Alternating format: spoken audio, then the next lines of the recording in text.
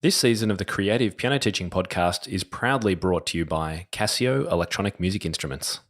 Many parents can't afford the upfront investment or don't want to invest when students are just beginning. And I would hate to think that people will turn piano students down if they don't get an acoustic piano up front. I just think it's, we're missing out on so many opportunities to engage and motivate and inspire that child in music. So let's work with the parents. And I think there are some options out there that can really work.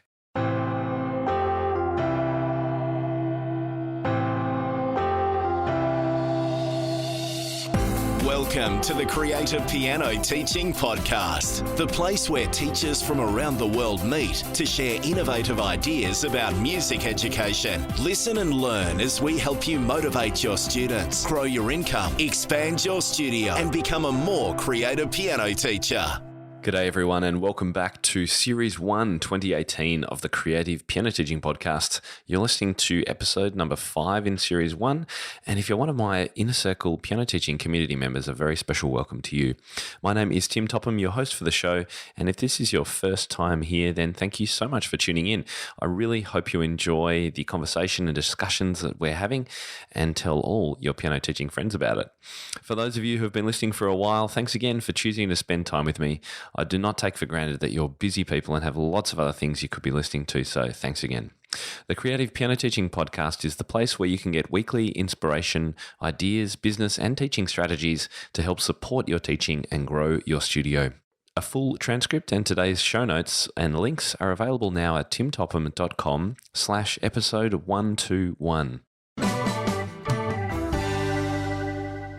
So today's episode is a little bit of a different one. I actually found an article recently online. It was actually published in 2014, and it's a little bit controversial in my mind. And so I wanted to actually talk through some of my thinking about the ideas presented in the article and how that can potentially impact the kind of advice that we give our own students. So let me tell you about the article.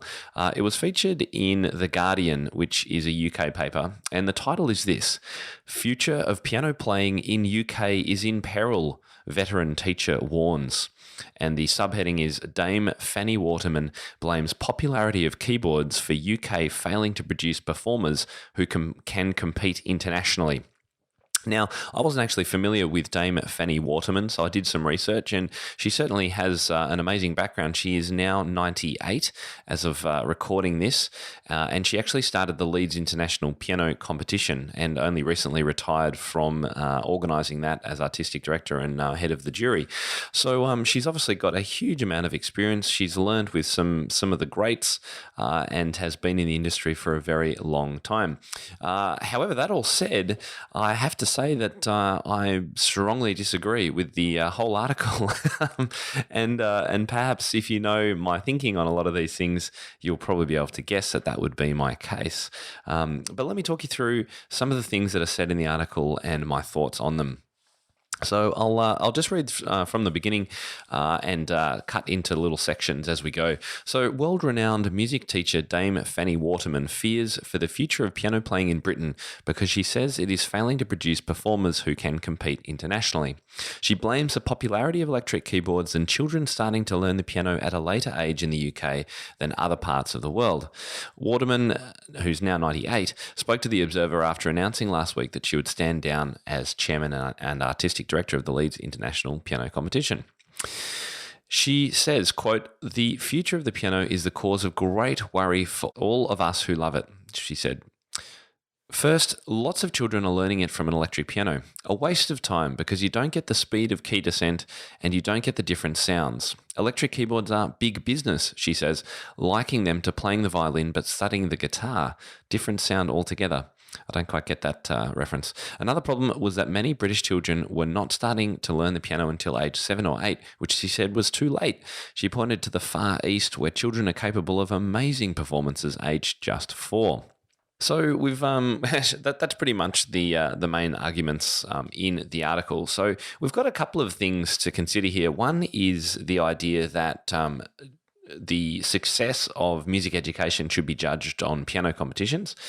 Secondly, that the issue with children either starting to learn too late or learning on digital keyboards is having a big negative influence. So let's just take two of those those two things firstly up. So first up, the idea of competitions. Now, look, I have never been a strong advocate of competitions being a really positive thing for students. Now, maybe this is because my teaching is, as many of you will know, much more about trying to develop lifelong student learners who really want to engage in music and create their own songs and explore and be able to sit down at the piano and play anything and accompany themselves singing and play in bands and things like that. That's what I'm all about. So when it comes to competitions and the idea of people playing at this incredibly high level, which I can only admire. Like these people that do these competitions are phenomenal. I cannot believe the kinds of things they can play. It's like Superman.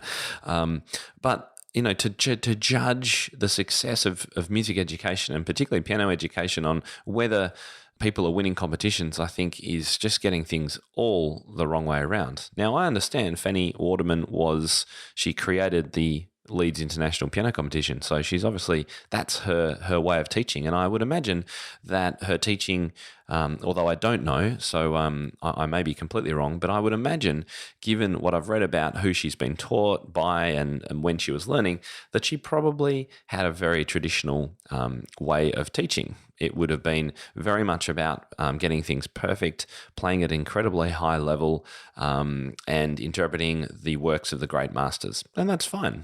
That there's plenty of teachers who do that, and I've got nothing against that. I don't personally like doing it myself. I think there's much more to music than that. But that's what some teachers do. Interestingly enough, later on in the article, the Professor Jonathan Freeman Atwood, who's principal of the Royal Academy of Music, is asked some questions about this and is far more optimistic, of course. He says too that competitions, quote, competitions are not everyone's cup of tea. Of course, I'd love to see a British winner of Leeds, but I don't think enrolment in a competition is necessarily an accurate gauge of what talent is or isn't out there. And I thought that was a really great comment from someone in his position at the Royal Academy. Now, I'm not sure if Professor Freeman Atwood is still principal of the Royal Academy of Music, but I did think that was a great sentiment to have up front. So I guess that's the first thing I'd say. Before we start talking about actually digital pianos and things like that, I would just be saying that, competitions can be great, but they can also be, from my, not my experience, because I haven't actually participated in one, but my understanding from hearing about other people going through the experience of competitions, they can be quite destructive in actual fact, and can really cripple people's belief in themselves and performance skills and things like that, because the talent level is just so high. To even participate in a competition, you have to just be an absolute superstar at being able to play these incredibly difficult works, and they just seem to get harder and harder and faster every time. It becomes something of just a challenge to see who can play the fastest and most difficult repertoire, regardless if it's music that people actually like or want to listen to. So that's my thinking on competitions. And look, you may well strongly disagree. I'm sure there are competitions out there, smaller ones that perhaps are great and a good supports for students and encourages them and those kinds of things. But these top level ones, I do question the merits of sometimes. Interestingly enough, we were talking to Kevin Olsen earlier this season, and he was talking about the great impact that composing competitions have and certainly had on him. And so I think that's quite different. And to put students' compositions into composition competitions can be a great way for them to get word out about what they're up to and things like that. I think the performance competition side of things is, though, quite different. Okay, so let's talk about digital pianos. Now, again, if you've read any of my articles, you will know that I'm quite a fan of the technology that's now emerging in digital and hybrid pianos. So I wonder whether, in writing this article, whether Fanny Waterman actually knows what's out there these days. Certainly, $500 or less digital keyboards are terrible, and I would never encourage people to use them for any kind of work other than, digital recording and things like that on a computer where they're just entering notes in.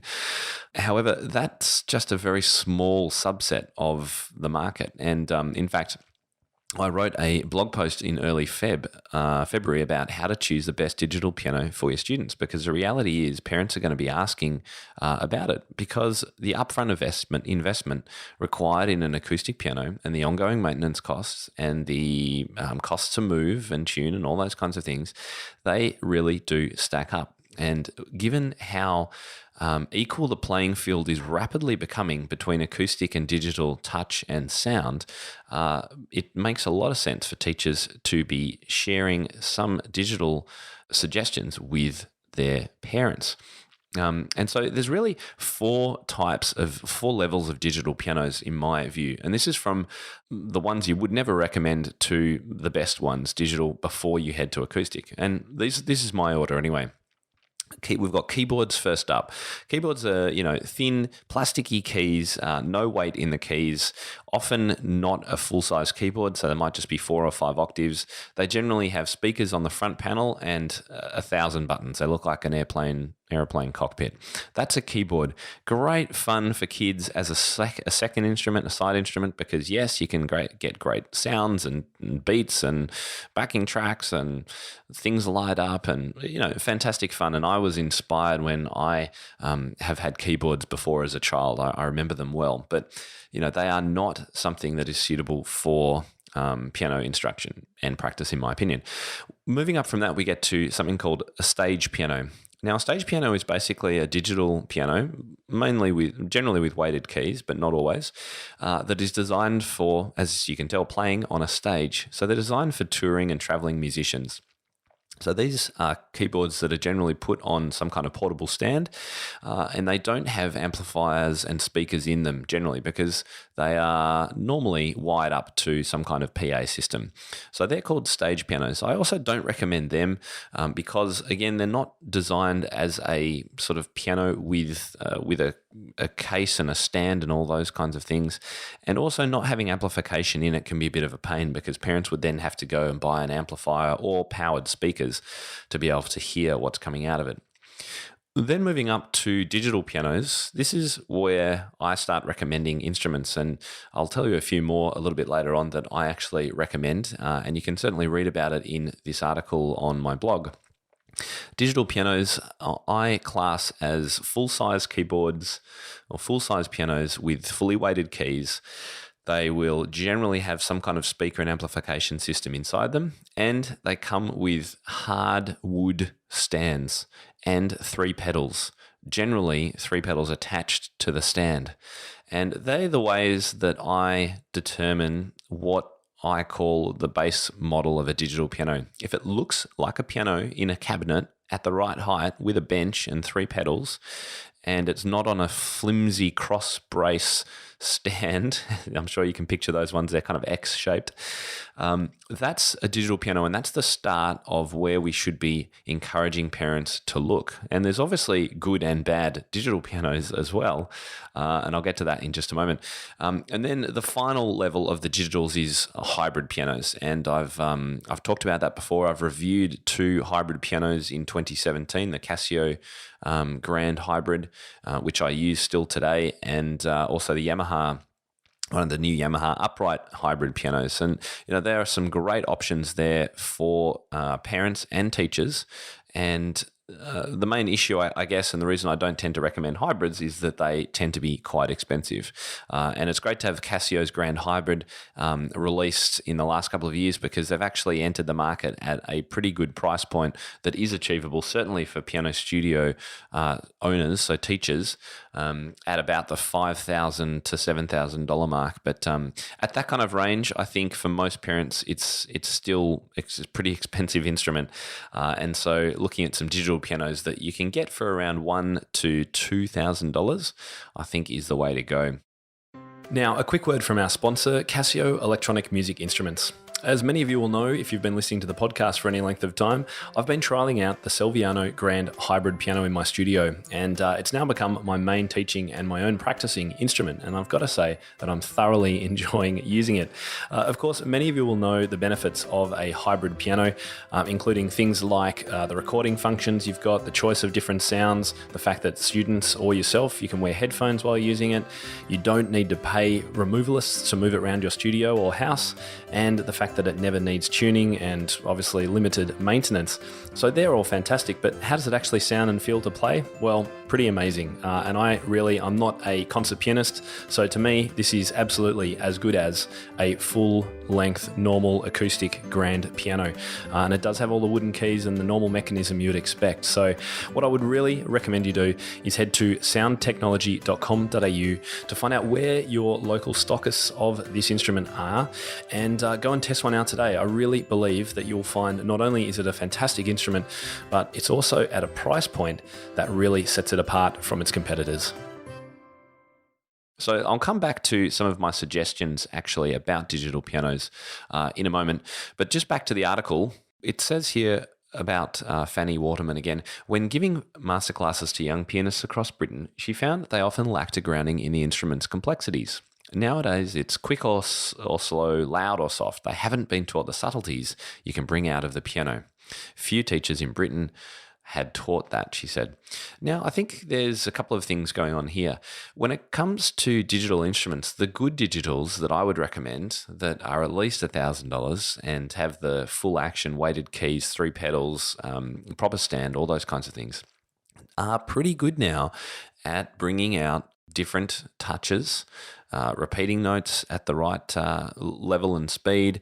The pedaling is incredibly authentic now. The computing power that's gone into making digital pedaling sound just as good as acoustic is quite phenomenal.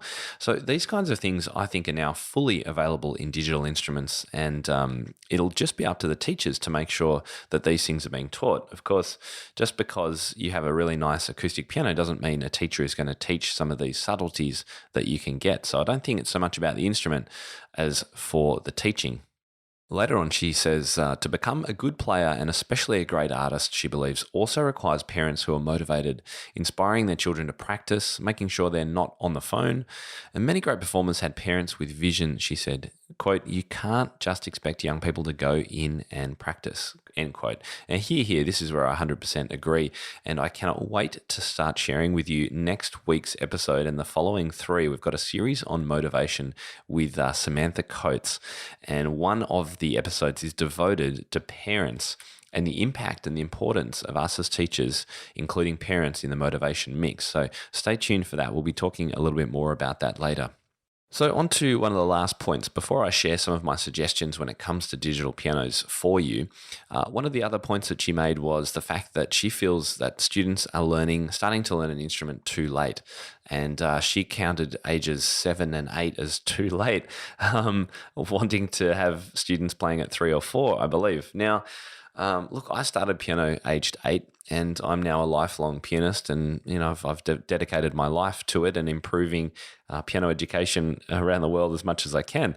So I don't see an issue with starting at age 7 or 8. In fact, I think age 7 or 8, that's when I start teaching students, and that's what I love. I know many teachers will teach preschool ages down to sort of 4 and 5, and that's great. Not my thing, but I'm sure you can have great impact at that lower level. However, I don't think that should be cause for concern or worry.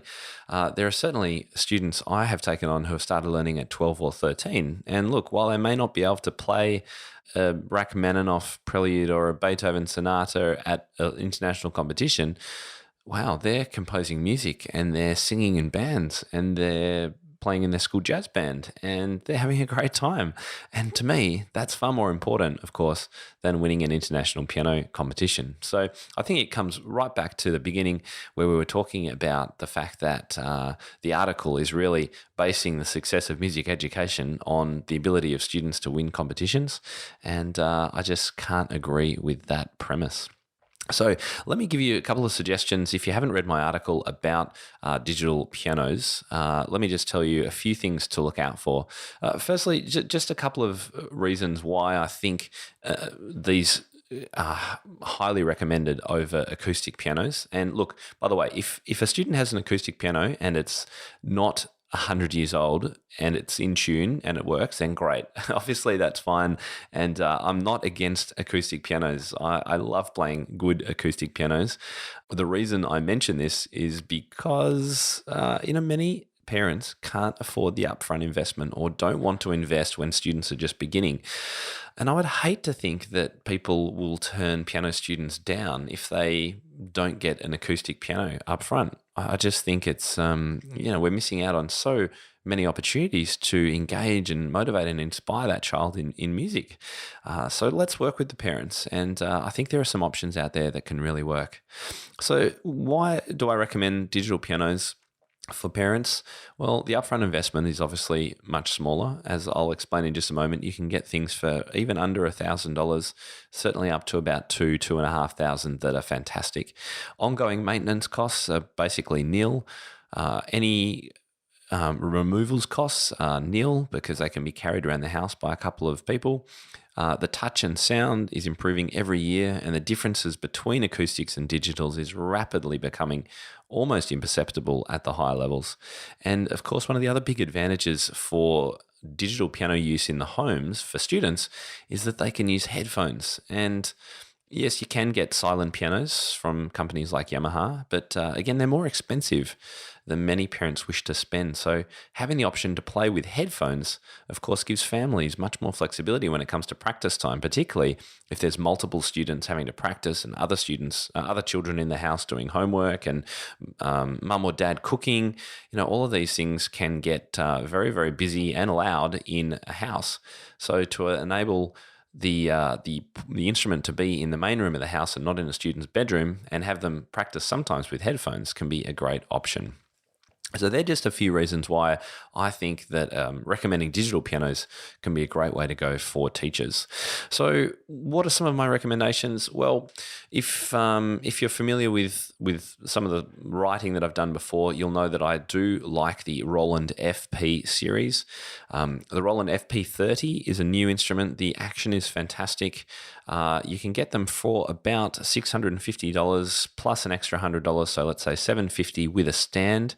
So add an adjustable bench to that, perhaps we're at about $850. We're under $1,000, and we have a full-size weighted, excellent action, good sound digital piano with a proper case and 3 pedals, and looking really good. And the Roland I use as my second keyboard in the piano studio today. Yamaha has the P115, which is probably one of the least expensive pianos. It's probably at the lower end. I wouldn't recommend it if parents have a little bit more money to spend. It's about $600. I think you can get a lot more bang for your buck for a little bit more. The Kawai ES series, ES for Sam, they are great. 88 key digital pianos with speakers and stand. I started my teaching studio with an ES series. They're about $750 to $1,000 depending on the model you get. I think they are great. And also the Yamaha YDP103R. That comes with a stand and 3 pedals as standard for under $1,000. So the YDP series is great. And I will just mention one other, and that's the Kawai CA series, as they are built with full wooden keys. Which is and is beautiful to play and sounds great. Looks like a full piano with the proper cabinetry and all that kind of stuff. They're a little bit more expensive, but I think they're a good bridge between digitals and hybrid pianos. So a great way there to, if parents have just a little bit more money to spend, but don't have quite the money for a hybrid, then look at the Kawai CA series. I think they're great. So there you go. There's a few of my thoughts that came up as a result of reading this article. And you can find that article on The Guardian or just by searching probably future of piano playing in UK is in peril.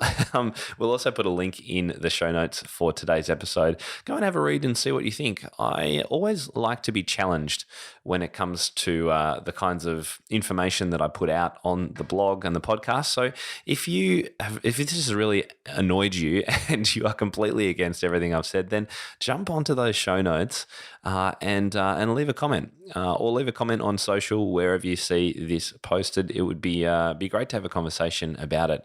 Perhaps I'm way off the mark. Those show notes again are at timtopham.com/episode 121. So just a few reminders about what's coming up in the coming week. I'm very, very excited that I'll be in Orlando, of course, next weekend for the MTNA event. It's the first time I'll be speaking. I'm not sure exactly which day I'm speaking on, but my topic is called Tetris versus Pac-Man. Is the reading in the dots or the blocks?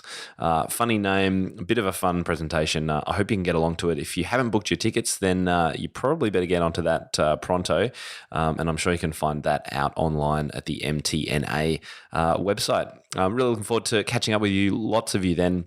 And I know many of you will be going. And make sure you also check out when we'll be meeting for some drinks. That's what I always like to do when I'm over in these events for my podcast listeners and members and people who read the blog. If you haven't already found out about those, the times that we're meeting, then check out timtopham.com/meetup for more information. And I'm very happy to announce as well that next week on Tuesday the 13th, we will also be celebrating the second birthday of my Inner Circle piano teaching community.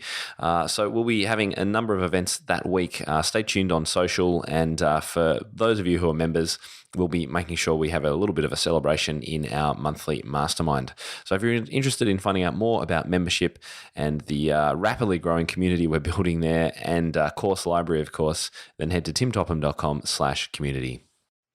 Now, next week, we're starting a 3-part series on motivation with the one and only Samantha Coates from Sydney, as I mentioned a little bit earlier.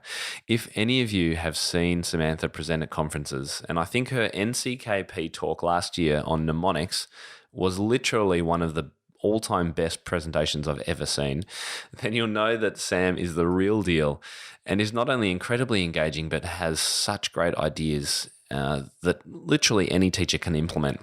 In this 3-part series starting next week, we're going to answer all your questions about motivation, why students don't practice, how to deal with overscheduled kids, how to motivate the parents, often a forgotten element in student motivation, and how to set goals that will motivate by ensuring you understand the 3 basic needs of every piano student. What are they? Well, you'll find out really, really soon. I think releasing this 3-part series is going to make a huge impact on your thinking around motivation, and you'll hear me having a number of aha moments during the interviews, as it really got me thinking. So I can't wait to share it with you all next week. And remember, of course, that you can easily listen to this podcast on your iPhone or your Google phone or Android by downloading my app. Just go to either the Google Play Store or the Apple App Store, and search for Tim Topham. You'll be able to find it, download it, and you can find all my videos, my blog posts, and podcasts there and get notifications when new things are released. I'm Tim Topham, and this is the Creative Piano Teaching Podcast. Thank you so much for listening. Ladies and gentlemen, that will conclude this evening's entertainment. Oh, thank you. Thanks for listening to the Creative Piano Teaching Podcast. We'd love to help take your teaching to the next level as a member of our supportive community.